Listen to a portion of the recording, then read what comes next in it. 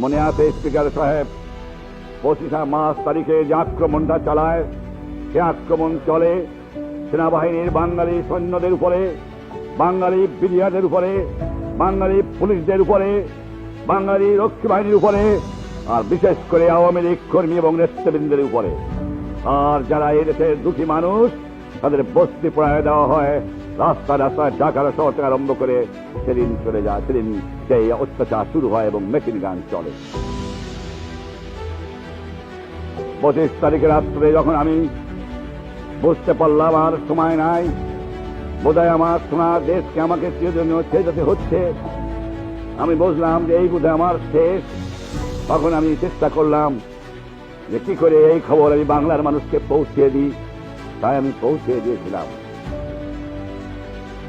সেদিনের আমি লাশ দেখেছি, সে রক্ত আমি দেখেছি, সে রক্তের উপর দিয়ে আমাকে নিয়ে যাওয়া হয়েছিল, সে রক্তে মানুষের লাশের পাশ দিয়ে আমাকে গ্রেফতার করে নিয়ে যাওয়া হয়।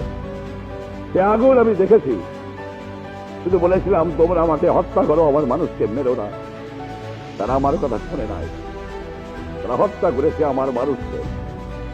30 লক্ষ লোক জীবন দিয়েছে, ঘর বাড়ি জ্বালিয়ে দিয়েছে, আমার সহকর্মীদের হত্যা করেছে, এই গণপরিষদের বহু কর্মীকে আমার হত্যা করেছে, লক্ষ লক্ষ হত্যা করেছে। মানুষ যে পশু হতে পারে, স্পিকার সাহেব, দুনিয়ার ইতিহাসে দেখা যায় না।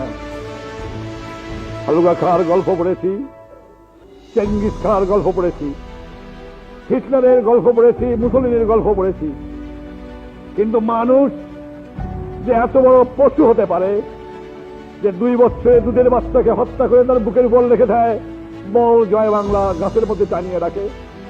মানুষ যে পশু হতে পারে 70 বছর মৃত্যুর উপর পাশানি অত্যাচার করা।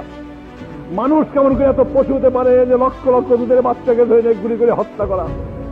কেমন নিরপরাধ অস্ত্র নাই, গ্রামে গ্রামে জ্বালিয়ে দিয়ে হত্যা করেছে আমার লক্ষ লক্ষ দ্বিতীয় সাধারণ। সে রক্ত আমরা ভুলতে পারবো না, তাদের কথা আমাদের স্মরণ করতে হয়।